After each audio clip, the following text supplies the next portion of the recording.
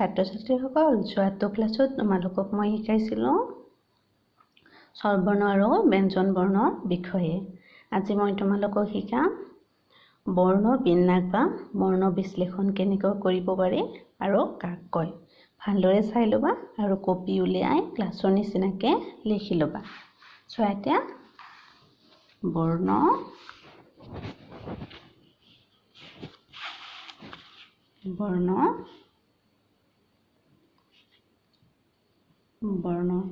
বিন্যাস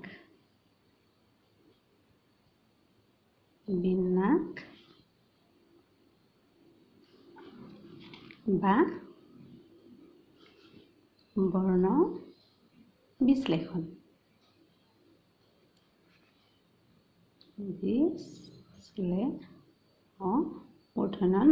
বৰ্ণ বিশ্লেষণ, বৰ্ণ বিন্যাস বা বৰ্ণ বিশ্লেষণ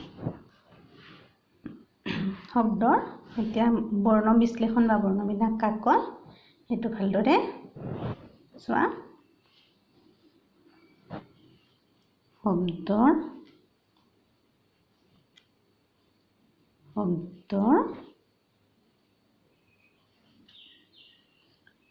প্ৰত্যেক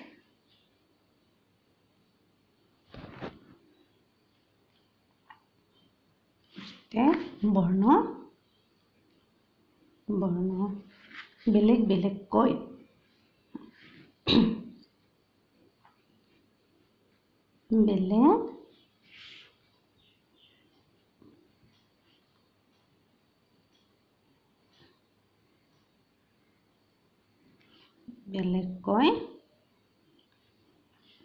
দেখুৱাকে বৰ্ণ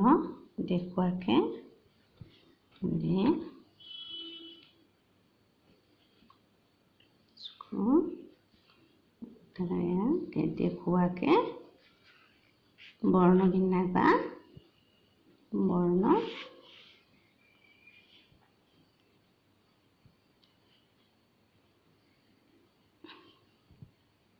বিন্যাস বা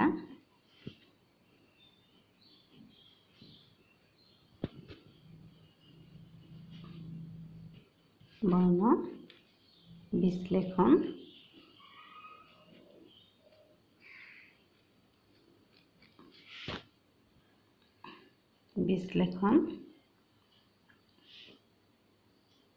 বোলে।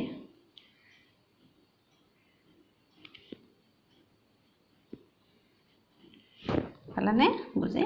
বৰ্ণ শব্দৰ প্ৰত্যেক বৰ্ণ বেলেগ বেলেগকৈ দেখুৱাকে বৰ্ণ বিন্যাস বা বৰ্ণ বিশ্লেষণ বোলে। মানে এটা শব্দ লিখাৰ পিছত যেতিয়া বেলেগ বেলেগকৈ দেখুওৱা হয় তেতিয়া সেইটো বৰ্ণ বিশ্লেষণ বা বৰ্ণ বিন্যাস বোলে। যেনে চাবাচোন তোমালোকে মই উদাহৰণ দি দিম কেইটামান, ভালদৰে বুজি ল'বা আৰু চাই ল'বা।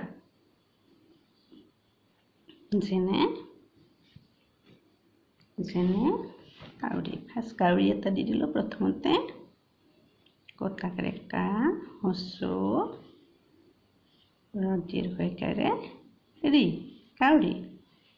চাবা কাউৰীটো কি আখৰ যোগ হয় কাউৰীটো হৈছে, তোমালোকে ভালদৰে চাই ল'বা। প্ৰথমতে কি আছে ক, তাৰপিছত কি আছে ক যোগ আকাৰ আছে, আকাৰ, তাৰপিছত যোগ ক যোগ আকাৰ দিব নালাগে, আ লিখিব লাগিব। ক যোগ আকাৰ মানে আ, তাৰপিছত হস্ৰ আছে নে নাই, হস্ৰ যোগ কি আছে ৰ দীৰ্ঘইকাৰে ৰি, ৰটো আগতে উচ্চাৰণ হৈছে ৰ যোগ দীৰ্ঘইকাৰ মানে হ'ল দীৰ্ঘ ই। পালা বুজি? ক যোগ কাউৰী, ক যোগ আ যোগ হস্ৰ যোগ ৰ যোগ দীৰ্ঘ ই, কাউৰী। এতিয়া লিখিম টিপচী, টি মূৰ্ধন্য ট হ্ৰস্বইকাৰে টি প প্ৰথম ছ দীৰ্ঘইকাৰে চি টিপচি টিপচিত চাবাচোন মূৰ্ধন্য তত হ্ৰস্বইকাৰটা আগতে থাকিলেও মূৰ্ধন্য তটো আগতে উচ্চাৰণ হৈছে যে মূৰ্ধন্য তত হ্ৰস্বইকাৰে টি কি লাগিব আগতে এতিয়া লিখিব মূৰ্ধন্য ট যোগ হ্ৰস্বইকাৰে আছে কি লিখিব লাগিব হ্ৰস্ব ই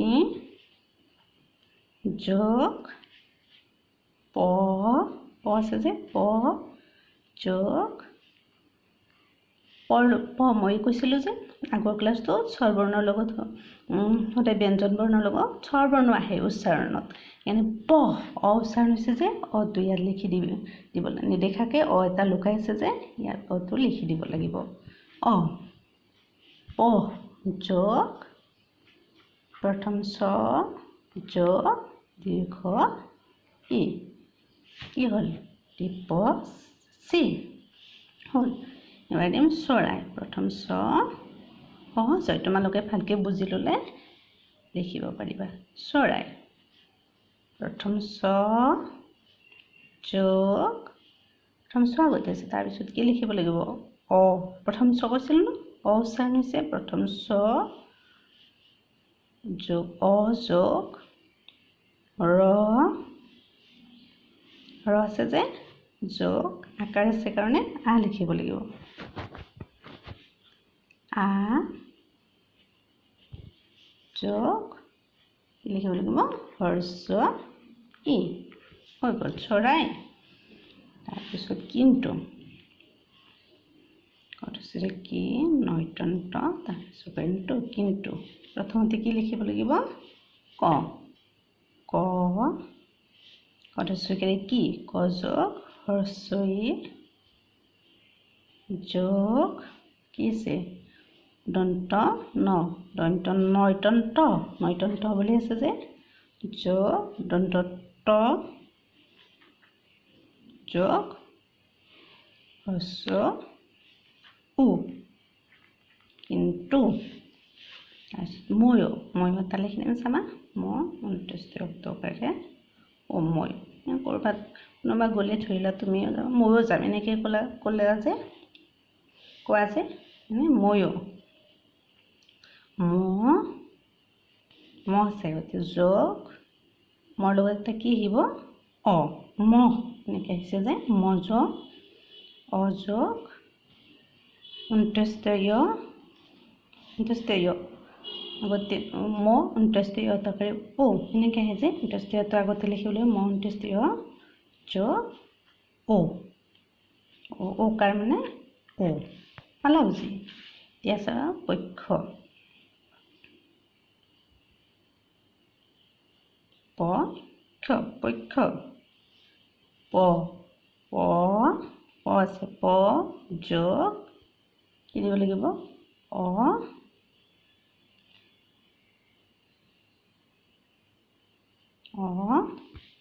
যোগ পৰ লগতো অ আহে তোমালোকে জানা প যোগ অযোগ ক্ষটো কি হ'লে হয় ক্ষ হয় ক আগতে ক লিখিলোঁ কক্ষ পক্ষ প যোগ অযোগ ক যোগ মূৰ্ধন্য হ ভালদৰে চাই ল'বা দেই এইটো অলপ বেলেগ ধৰণে মূৰ্ধন্য হ যোগ অটো লিখিব লাগিব পক্ষ হ'ল এবাৰ লিখিম ব্ৰহ্মা তাতাকাৰে মা ব্ৰহ্মা ফাৰ্ষ্টে কি লিখিব লাগিব ব উচ্চাৰণ হৈছে যে ব যোগ বদ্ৰকাৰে ব্ৰ এবাৰ ৰ লিখিব লাগিব ৰ যোগ ব্ৰহ্ম অটো লিখিব লাগিব ব্ৰ ব যোগ ৰ যোগ অ যোগ কি বুলি আহিছে ম তাকে মা হ লিখিব লাগিব হ যোগ ম যোগ কি আছে আকাৰ আছেনে নাই আকাৰ মানে আকাৰ মানে এইটো দেই তলত লিখি দিব ৰ'বা এইটো যোগ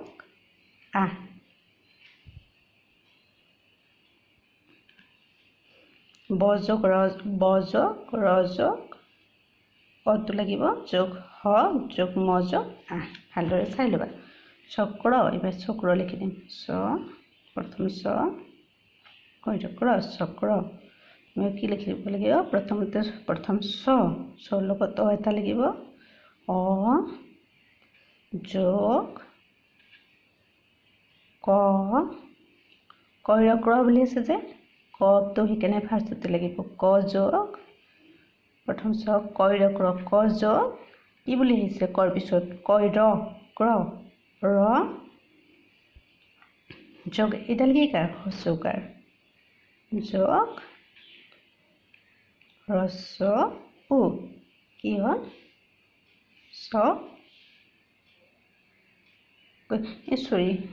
এইডাল প্ৰথম কৈৰক্ৰ অ উচ্চাৰণ আহিব এটা অ। বুজি প্ৰথম যোগ অ যোগ ক যোগ ৰ যোগ অ চক্ৰ। অ বুলি আহিছে যে চক্ৰ। এইবাৰ আহিব শত্ৰু। ভালদৰে চাই ল'বা। তালব্য হ তৈৰত্ৰ শত্ৰু।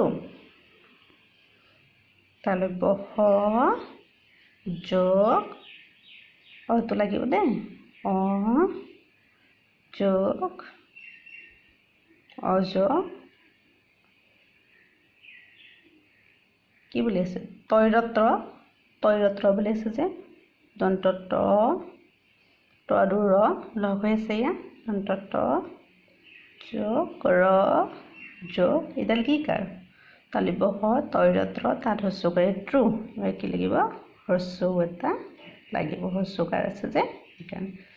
পাইছে? এতিয়া চোৱা আজ্ঞাটো দি দিম।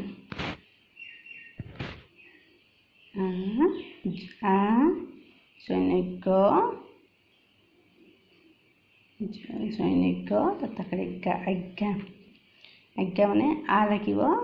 আ যোগ জৈনজ্ঞ বুলি আছে যে বৰ্গ জটো লাগিব। বৰ্গ জ জৈনজ্ঞ মানে জয় আৰু ন্য।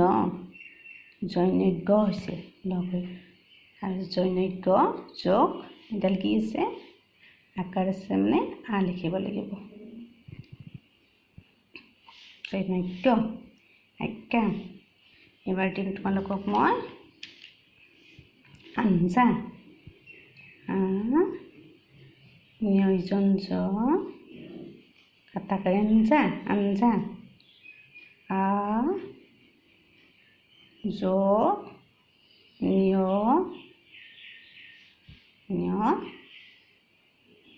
আটোতো থাকিলে আটো লিখি দিলোঁ। জৈনজ্ঞ মানে আযোগ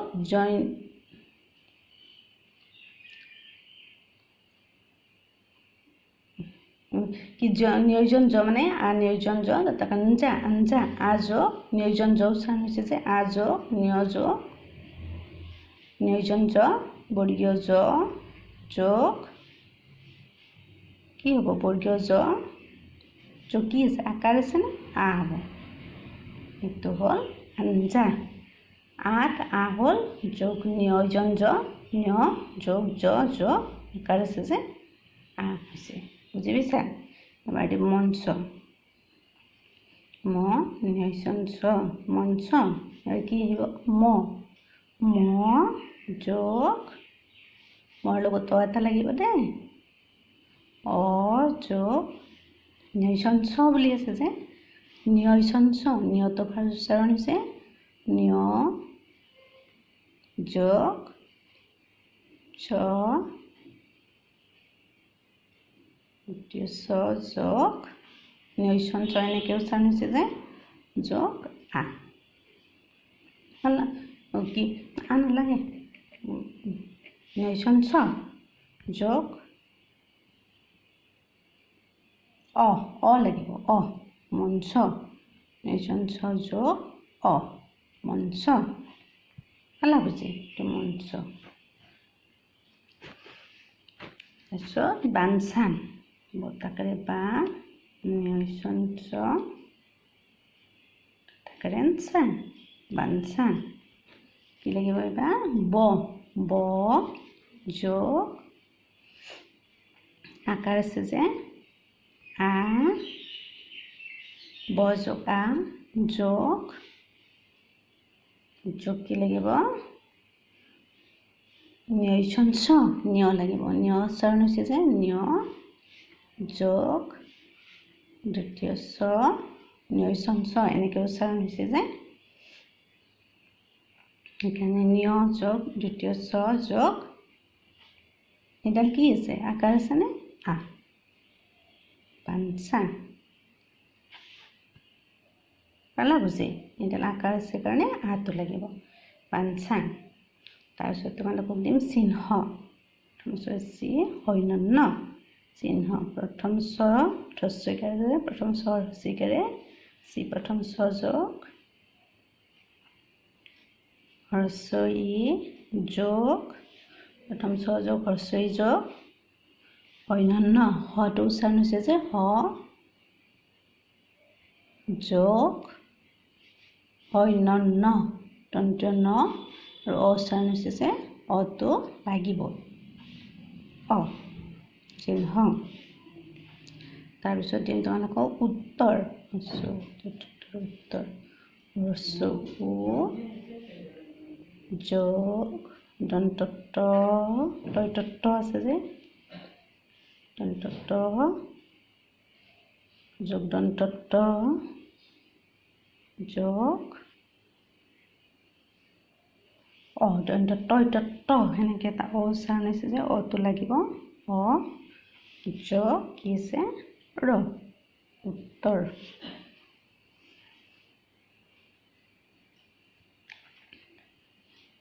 তাৰপিছত বাক্য বাক্য ব যোগ ব আকাৰ আছে যে আ যোগ কি আছে ক আছে না নাই ক যোগ জকাৰ জকাৰ মানে অন্তস্থ যোগ বা বতাকাৰে বা কৰ্যকৰে ক এটা উচ্চাৰণ হৈছে যে অটো লাগিব বাক্য তাৰপিছত চাবা বৰ্ণ বৰ্ণ ব যোগ অটো লাগিব দেই অ যোগ ৰইনৰ ন ৰটো আগতে উচ্চাৰণ হৈছে যে সেইকাৰণে ৰ যোগ মূৰ্ধন্য ন যোগ আকৌ অ এটা লাগিব অ বৰ্ণ তাৰপিছত কান্ধ কটাকেৰে কা নৈথন্থ কান্ধ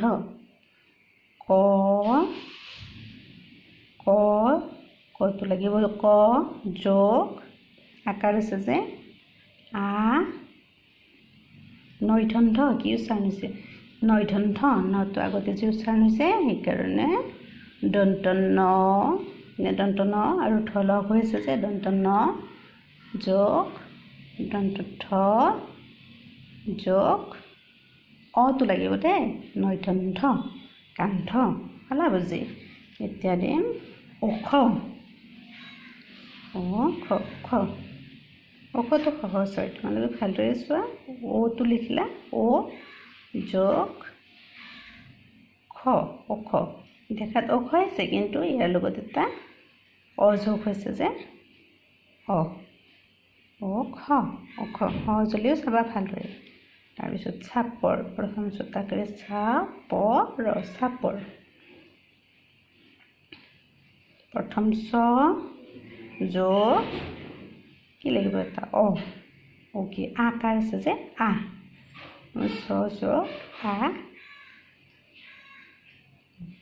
যোগ প যোগ ৰ যোগ এটা কি প্ৰথম চতাকেৰে চা পৰ লগত অ লাগিব দে এটা যোগ প্ৰথম ছ যোগ আ চাপৰ আকাৰ আছে পৰ লগত অ যোগ হৈছে এটা যোগ চাপৰ পালা বুজি এবাৰ দিম বংশ উনস্বৰ থকা বংশ চাই লওক এফালেকে ব উনস্বৰ থাকিলেও দিব লাগিব বৰ লগত এটা অ আহিব অ যোগ উনস্বৰ